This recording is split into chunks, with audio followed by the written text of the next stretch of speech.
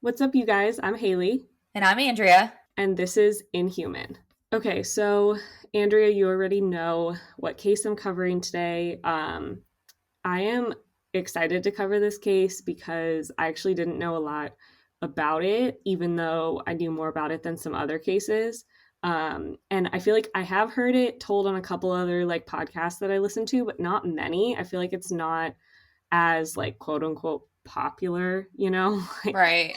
as some crime cases. So I'm excited to kind of get it out there, especially because it is still unsolved and you never know what sharing can get you.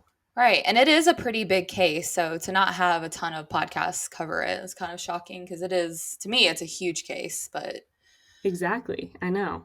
So today we're going to be talking about the Snapchat murders, as some people know it, or the murder of Abigail Williams and Liberty German in Delphi, Indiana. And I did double check with my friends that live in Indiana that it's Delphi. I was pretty sure, but I yeah. wanted to double check. I sent a voice message to my friend last night. I was like, "Is it Delphi?" And she was like, "Yeah, don't worry." And the reason I wanted to cover this case specifically was because I was actually living in Indiana when this happened. So if you didn't know, I went to Purdue University, which is in Indiana. And this actually happened the winter of my sophomore year at Purdue. So I was living on campus in West Lafayette, and Delphi is like about a 30-minute drive from West Lafayette. And I Wow. actually knew somebody who worked in the business school office who actually lived and commuted from Delphi. So it wasn't just the next town over. I actually knew somebody who lived there. And it was, a little too close for comfort. 30 minutes Yeah. is not far. So I remember hearing about this and kind of watching it unfold from when the girls went missing to when they found their bodies. And we were kind of freaked out because they didn't know who did it. They didn't have Right. anybody in custody. And it really wasn't that far from where we were. So, it stuck with me because obviously because I was there. And I actually wasn't really into true crime back when I first heard about it. I didn't really get into true crime till after I graduated college. So I, of course, knew some of the details and saw some of the news reports. But other than that, I didn't really, Like dive into know too it. many details. Exactly. Yeah. And, I would chat about it with my friends. But because I wasn't I hadn't found true crime podcasts or documentaries really or anything yet. So now that I'm totally a true crime fanatic, I was all in with the research on this to learn about more of the details. And it just I learned so much that I didn't know, even though I was literally in a town 30 minutes from where this happened. That's so crazy. I know. And I am going to just give a trigger warning because this is about kids. These girls were young. So just, it's always, Yeah. I mean, it's hard to tell any story, but especially when they're kids, it's It's a a little little bit harder. harder. Yeah, I agree. Yeah. So let's get into it. Abigail Williams was 13 years old and Liberty German was 14 years old when they vanished on February 13th, 2017. Abigail, or Abby Williams, was born June 23rd, 2003 in Sault Ste. Marie, Michigan. I probably said that wrong, but she was born in Michigan. And also it's just crazy to me that people were born in 2003. I know when you I said don't that, I know. was like, wow. Like she I was a know. baby, like a baby. Yeah. And then Liberty, or Libby German, was born on December 27th, 2002 in Lafayette, Indiana, which is actually the town right outside of where Purdue is. So they were both originally from the Midwest, and they were both now living in Delphi with their families. The girls were friends, both attending Delphi Community Middle School, where they played saxophone and volleyball together.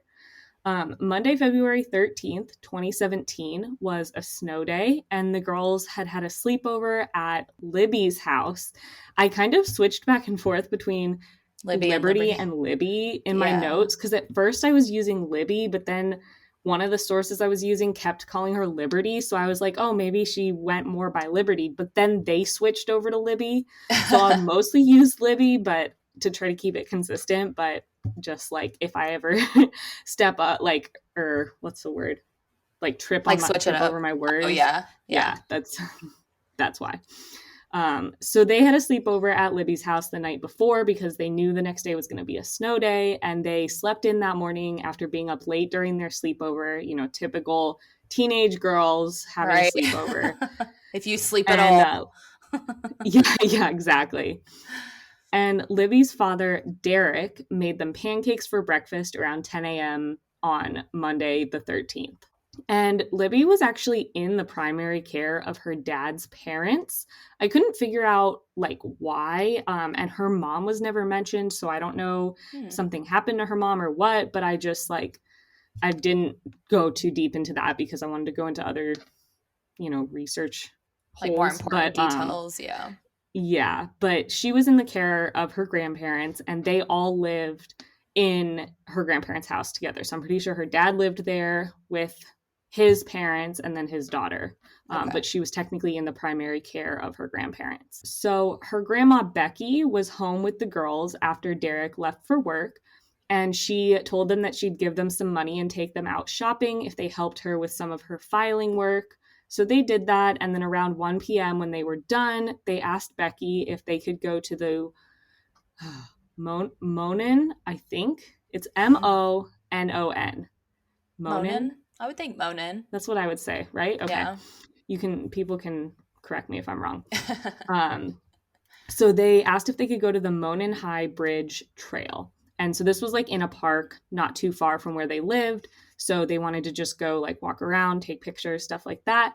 And Becky agreed, but she couldn't give them a ride. So Libby asked her sister Kelsey to drive them. And before I move on, I just want to note I found an awesome timeline of this case on a website called Actus Reus, which is a big forum of a ton of crime cases and info on them.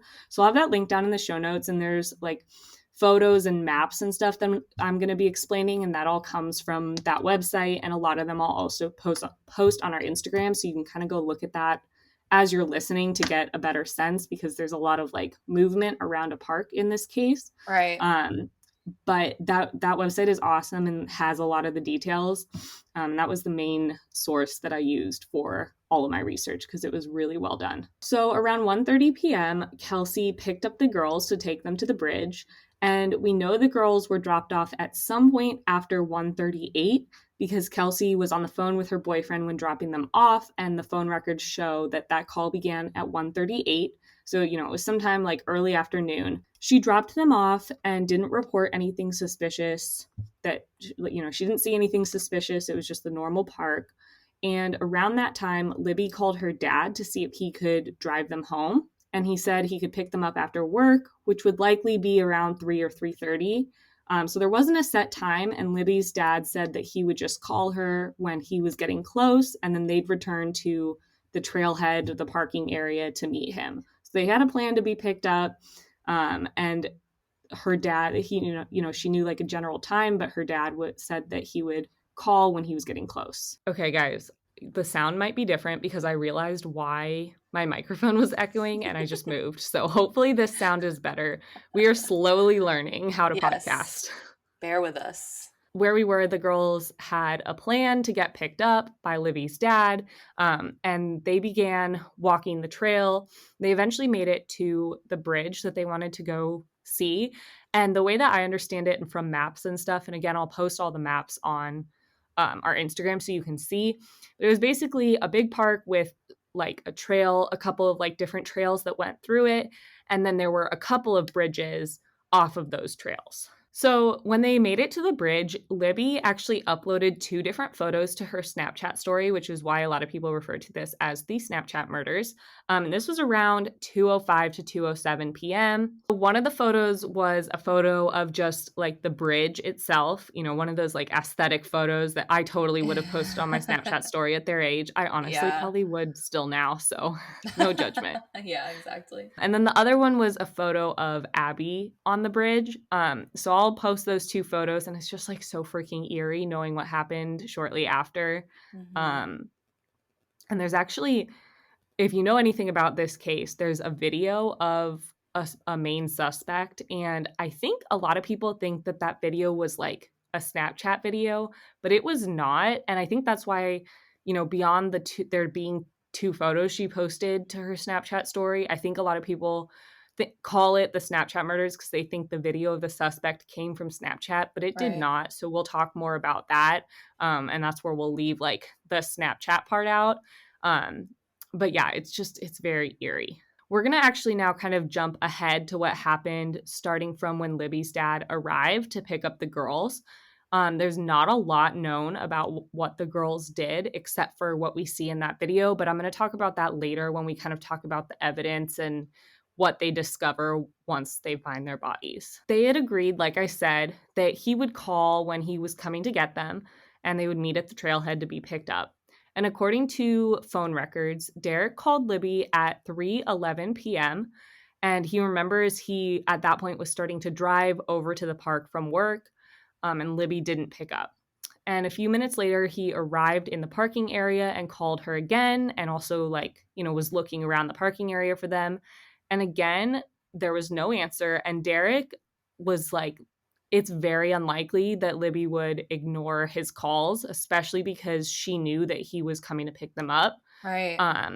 And so he was, a little bit like worried, or just he was like, okay, like that's weird that she's not picking up. So instead of just waiting, he decided to park and go look for the girls on the trail.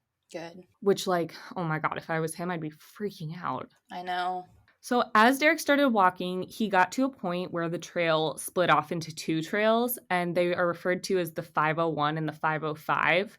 And there was actually a man there, and Derek asked if he had seen the two girls, and the man told him that he had not seen anyone on the 501 trail, but he had seen some girls on the bridge. So Derek headed to the 505 trail. We later learn that this man was like, I don't know if it's 100% confirmed, but he was not the same man that was seen in that cell phone video. And he did become a key witness in the case, and media and online discussion outlets dubbed this man Flannel Shirt Guy because that's what he was wearing that day. Yeah. So he became a key witness, and my first thought was, oh my God, is that the man in the video? But I don't think it was, and I don't think anybody thinks it was. Yeah.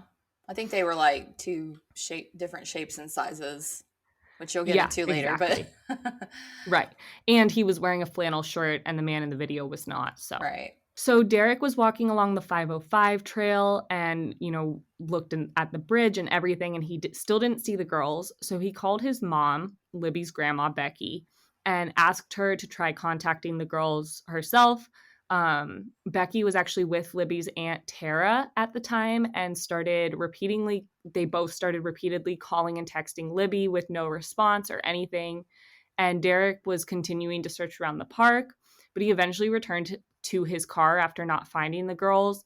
I think when I first heard about this case, I thought this was like a giant park, but when I was looking at the map of it, it's not a huge, huge park. Like, there's a couple of trails and then there's woods off of the trails, Right. but it's not like some giant, park that you might find Like a national park or something. Exactly. Yeah. Like I feel like there's a lot of parks in, the Midwest area of the country. And some of them can be really big. This one, at least according to like the map that I was looking at, the area that they would have been in was not that big. So I think felt like he had searched it well enough. And he was like, okay, they're obviously not here. Right. More of the family started to get involved as Becky and Derek were kind of getting worried that something was wrong. Libby's grandfather, Mike, left work from Lafayette, Indiana, after Becky called him to tell him something was wrong. Becky also called Libby's sister, Kelsey, who was the one who had dropped the girls off. And so she was able to delay her work shift and left her boyfriend's house to meet her dad at the trail. So all of these different family members were, showing up at the park, and they started searching. And it is noted in reports of that day that there were several cars and people at the trail that weren't part of this family. So there were other people there. It's not like it was just kind of abandoned, which did honestly kind of surprise me because it's February in Indiana, which freezing typically is pretty cold. Right. But then again, it might have been a day that wasn't, Indiana doesn't get a ton of snow. So even though we have cold temperatures, I say we as if I still live there. When I lived there, I experienced was like we'd have cold temperatures, but we wouldn't have snow all that often. So, you put on a jacket and you can walk around like a park like this without having to walk through snow and stuff like that. So I guess it's Right. not that surprising. And who knows, like maybe I couldn't find any reports of like what the weather was actually like that day, but maybe it was like in the high 30s, which at that point in the winter is like a little bit nicer. So maybe Yeah. people were out for that reason.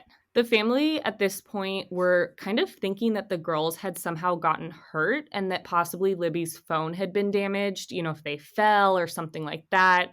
And that was why she wasn't picking up. And so they all like split up. I think they mostly went off in like pairs and went in different directions to keep looking. Kelsey and her uncle, Cody, went towards the bridge where the Snapchat photos had been taken, and they spent about like 20 minutes searching around there and also yelling the girls' names in the area and towards like down a private driveway that was down the hill from the bridge. So, they were like calling their names, not just looking, because they thought maybe if they fell down a hill or something like that and they were hurt, they might have not been able to get back up. And so they were calling their names to try to like locate them. So, were there reports that maybe her sister saw her Snapchats and knew that that location was somewhere that they had been? Yeah, so I don't know at what point Kelsey saw the Snapchats, but later when police were notified, she showed the police the Okay. Snapchats before they found their bodies. And so I don't know if she had seen them before this or after this, but at Right. some point she did see them and was aware that they were like for sure on that bridge at some point. Okay. Becky at this point was on the phone with AT&T to try to ping Libby's phone, but AT&T said that they legally couldn't, which I mean, What? I get it and companies have to follow the rules, but that makes me mad. Like she was a minor and I'm assuming that she was on like her parents' or grandparents' phone plan. Right. So if the like owner of the phone plan was asking you to ping it, I don't get why it should be illegal that you can ping it. But maybe Becky wasn't the owner of the phone plan or something like that. But Yeah. you know, whatever the case, at this point they couldn't ping it. And it is, I found some stuff about like later on them trying to ping it, and it was all kind of confusing because basically they were saying it was like pinging all over the city and then looked like it was dead at some point. Hmm. But that's kind of what happens with phone towers. Like just because you're in one location, usually when you ping a phone it like triangulates the location. Right. So I don't know if that would have been helpful anyway, unless like they saw it, moving down a highway or something like that. Yeah. But at this point, they were like trying to do everything they could. And it was also actually reported that she was trying to do like a find my iPhone type of thing. And she like thought that if she downloaded it to her phone, she'd be able to, connect it. But Right. then obviously realized that Libby didn't have it on her phone. So you know. Yeah. So this is just your reminder to share your location. Yeah. I have my location shared with my fiance and my sister and my mom and like a couple of my college friends. So, just it's Yeah. a good thing to share your location with a couple people. I share mine with my sisters.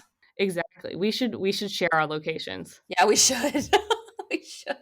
I mean, it's just good to have a couple people, and especially if you're in college, like share your Yes. location with your friends because it's just Anything can happen. There's been times where I've like walked to my car alone from like a bar or a right. party or whatever, and like, you never know. People are crazy. Anything can happen. So it's Yeah, better to be safe than sorry. exactly. And even if it's not for like if something bad happens, but if you like were to get hurt or something like that, you just never know. Hmm. Um, and it could be helpful for somebody to, what? There is a case, and I don't know what it is, but there is a case where like a girl got into a car accident and like drove off of like into a body of water and was Mm, like stuck with her like seatbelt and seatbelt. stuff and she couldn't move, and for like a couple of days was there, Oh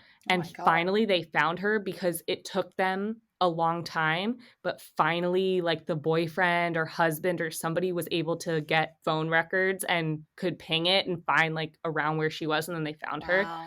I'll have to see if I can find that case. I have no clue what it is. I just remember The remember hearing that. detail. Yeah. But if he had her location, he would have been able to Like just that. go right there. Yeah. Right. So share your location. Turn it on. Share your location. Yeah, It's better safe than sorry. that's right. So by 5:20 p.m., after not hearing from the girls for like over 2 hours and not finding them or any traces of them anywhere in the park, the family called the police and reported both Libby and Abby missing. And at this point, Abby's mom, Anna, hadn't known what was going on. Becky Oh had my been trying to gosh. get a hold of her, but she was like at work. And finally, they were able to connect. And then they decided to meet up at the police station where Mike, Libby's grandfather, was. And the police had actually asked them to come in so that they could give details and stuff like that, which is standard procedure for missing persons cases. Right. Police started searching the park, and family members were, posting on social media to get their faces out there and ask for volunteers. And by 6 p.m., there were a bunch of volunteers that had arrived to help search the trail and the surrounding area. And at this time, Libby's sister Kelsey had arrived at the police station, and she had then shown them the Snapchats. So keep in mind that at this point they don't have Libby's phone, so they don't have that video of the man, but they do have the two photos that were posted on Snapchat, and that proves that they were at the bridge at some point. Right. So hours of searching passed to no avail, and from the Actus Reus timeline, quote, Carroll County Sheriff Toby Liansby says in a news release that there is no reason to suspect foul play or to believe the girls are in immediate danger. The biggest concern is exposure to the elements. So, I mean, at this time, they don't have any real reason to suspect foul play. Like, at this point, they're just missing, Right. and there's no, like, traces of Evidence. blood or, yeah, Yeah. exactly. Okay. The official search was called off until the morning as it, got dark and it was cold, and they're in like nature, so they have to be careful. Right. But people did continue to search through the night. The next morning, the story was all over the news with reports airing on multiple channels and news stations, and tons of volunteers were in the area searching. Sometime between 11 a.m. and 12 p.m. on Tuesday, February 14th, 2017, two bodies were found. Hmm. They were not immediately identified as Libby and Abby. They were found about a half mile from the end of the bridge and across the creek. There was a lot of like speculation of the actual location, but it's never been released, mostly because it's still an ongoing investigation. But there have been a lot of photos shared and stuff like that because there was crime scene tape up. So that's kind of the best guess we have. It wasn't too far from the bridge, and it was across a creek. This just like breaks my heart. I know. Kelsey and two others were searching under one of the bridges when Kelsey heard that they had found the bodies. A man had found a shoe first, and somebody had called up saying, "We found a shoe. What type of shoe was Libby wearing?" And Kelsey told them, and it was confirmed that it was the same type of shoe that she was wearing. And then that same person apparently saw two deer moving, and he or she, I don't know if it was a man or a woman, but they were like looking to see what was going on, and that's when they saw the bodies. So I'm kind of confused, but I think basically they were just searching and saw something going on, taking a closer look, and they found the bodies. Like someone that was with the search parties or just a Yeah. random. Okay. Yeah. Okay, gotcha. And according to an article on the Indy Channel, quote, the bodies were found on private property about 50 feet from the shore of Deer Creek. A set of footprints are what led the volunteers to the area the bodies were found. I don't know. The footprints have never been confirmed. Again, it's an ongoing investigation, so we don't have a ton of details. Right. But I did see that and wanted to bring it up because it wouldn't be surprising if there were footprints around. Yeah, especially if there was a little bit of snow still on the ground or muddy, Right, like muddy conditions. exactly. Yeah. Shortly after, the sheriff announced that the identities had not been confirmed yet, and they were now investigating a crime scene where they suspected foul play. The next day, February 15th, 2017, at 3 p.m., a press conference was held where they confirmed the identity of the bodies found, said they were now investigating the double homicide of Liberty German and Abigail Williams. That's so heartbreaking. So that same day, the police released a still from a video found on Libby's phone. So now I'm going to talk about that video. At some point after the Snapchat photos were uploaded, the girls had been walking around and they noticed a man behind them. So Libby started taking a video on her phone. It's never been actually like proven if she started the video because of the man or just because, but the Carroll County Sheriff, Toby Leansby, did say it appeared that they did start recording as a precaution because they felt uncomfortable. Yeah, that's what I had heard in other sources. Yeah, like she was Yeah, like pretending to record herself and then yeah, kind of getting him in the shot at the same time. Like, which is exactly. super smart for a 13, Yeah, 14-year-old. yeah.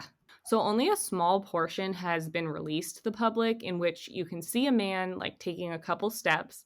It's a super short clip, but it appears to be an older man in jeans, a navy jacket, and a hat, walking with his hands in his pockets.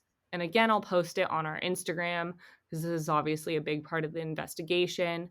And from the video, people that were familiar with the area were able to determine that the perspective was from the southeastern side of the bridge, looking back towards the northwestern side. And I know that's difficult to picture, especially if you're like me and you're bad with directions. Um, like I need to see it visually. So I'll post this map on Instagram. But basically we have a photo of the whole park area and then it zooms in to like just the bridge area. And first we can see where the first and second photos were taken kind of on one end of the bridge. And then on the other end of the bridge is where the video was taken, or at least the portion of the man walking. And so, what they believe from the video is that they were right at that opposite end of the bridge from where the initial Snapchat photos were taken.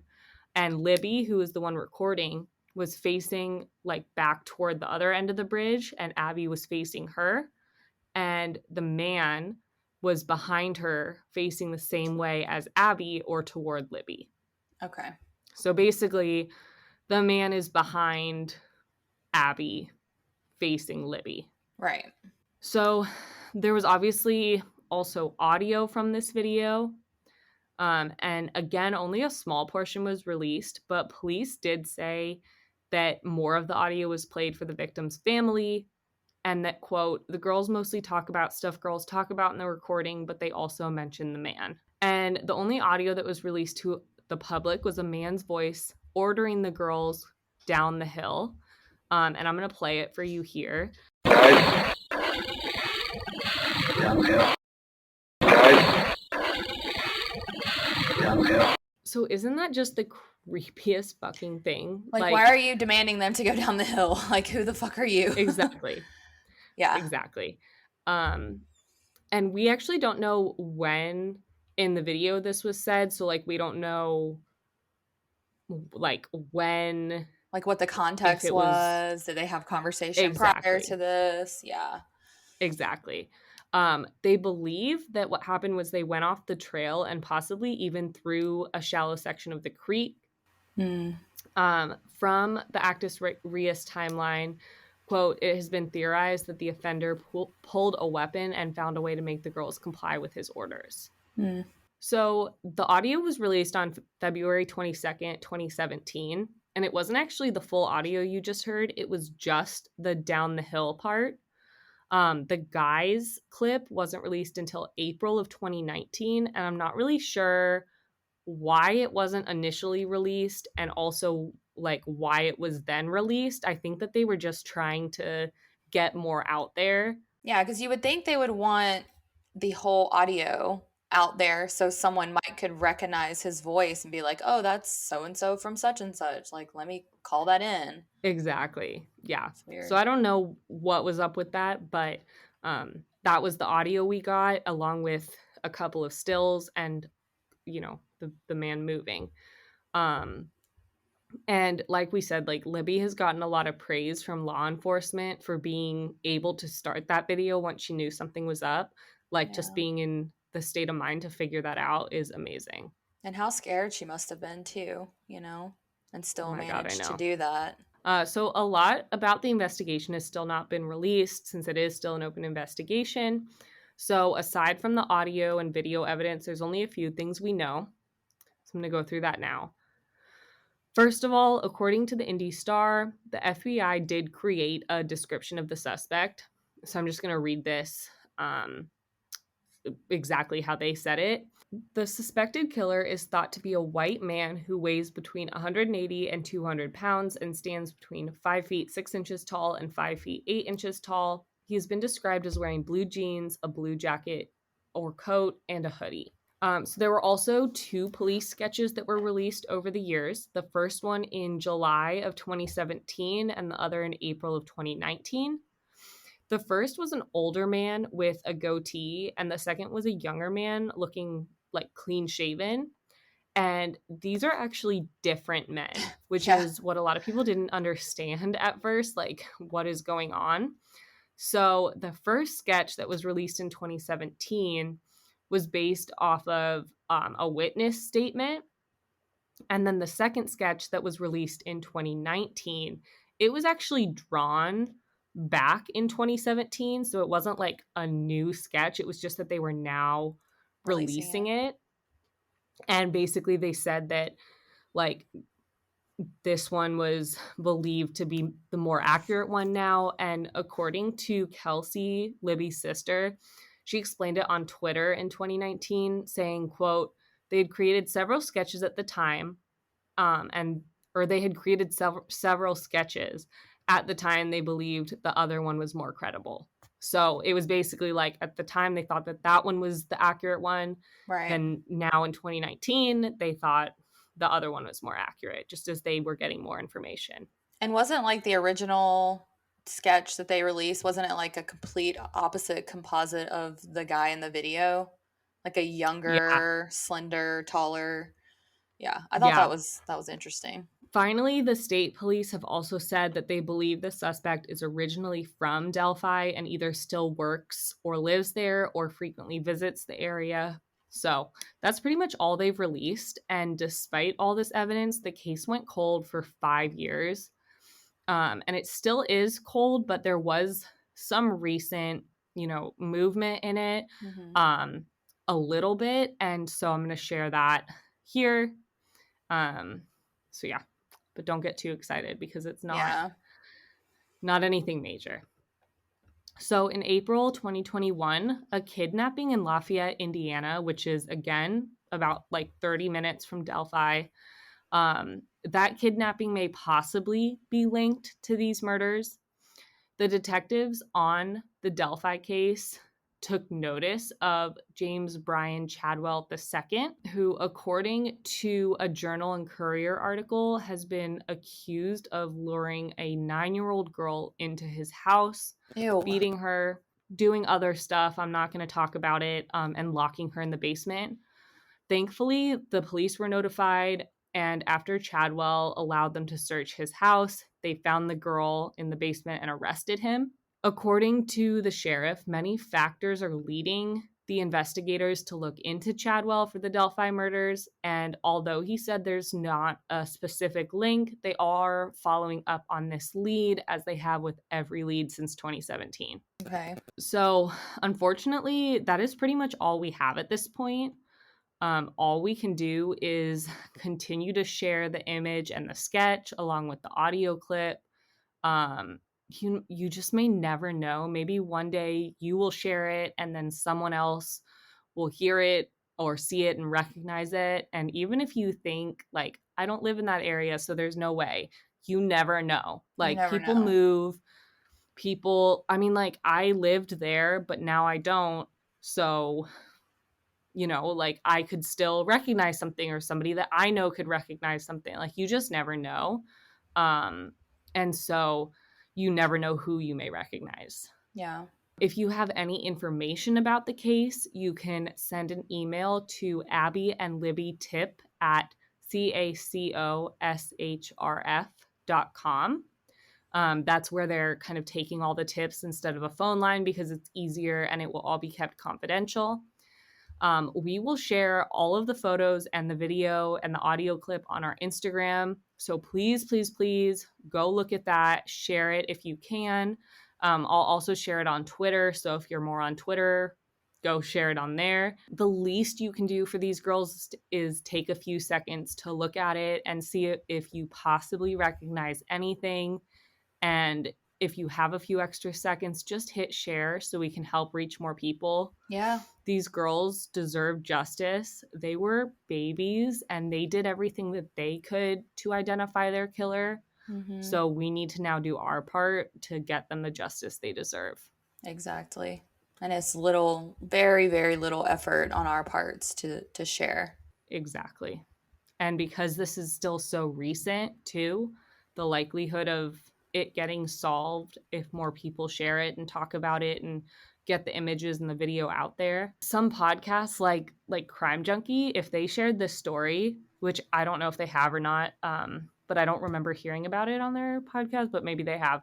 But if like a bigger podcast like that shared this story and it got the message out there, who knows what could happen. Yeah. So that's why we need to continue to share it. And even though we're just a tiny little podcast getting started, you never know who might hear this. And if just like one person heard this, shared something, and that led to something, you just never know. Just share it. Just do it. You just never know. And, you know, these girls, Libby literally, like, in the scariest moment in her life, was able to take out her phone and record and get this evidence so for vigilant. us. So she, exactly, and she deserves the justice. Yep. And, you know, we're the only ones that can help with that now. The investigators have done as much as they can, and they're continuing to do as much as they can, but us getting it out there, I mean, social media is freaking powerful. Like, there have been multiple murders and other things that have been solved through like TikTok and people sharing. Yeah. So, you know, there's millions of people on these apps, and one share can make such a difference. So absolutely. I feel like I've said the word share a billion times, but it really is. Like, I want to hammer that in, that just go share it.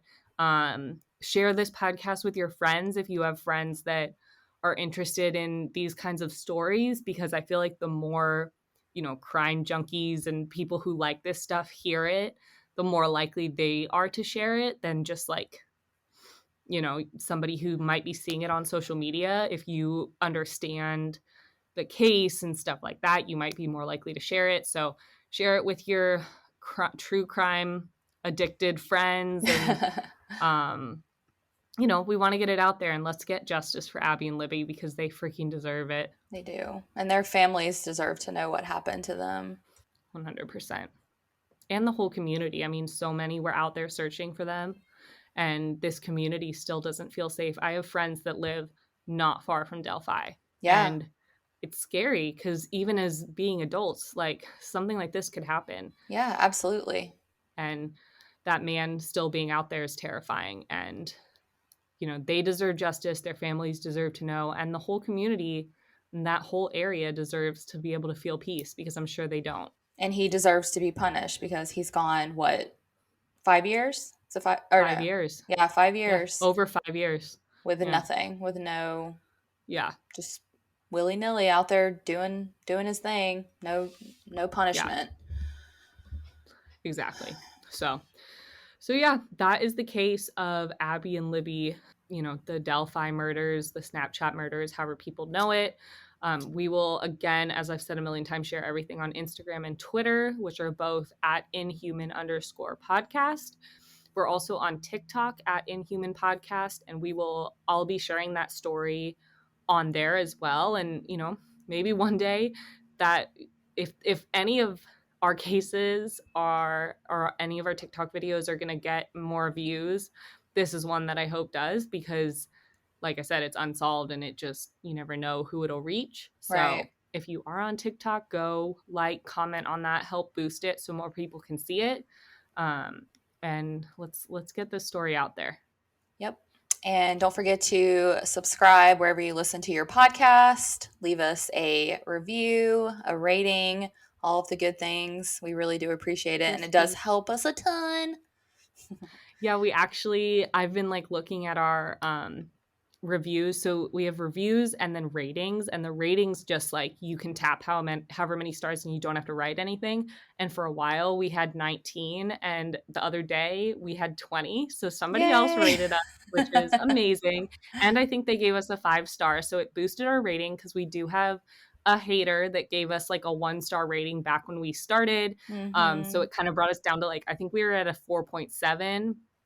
And I mean, we don't have to be perfect at all. Like, I want your honest ratings and Feedback. input and stuff. Right. But it felt good to boost a little bit, since our hater hates us and Still. and brought it down a little bit.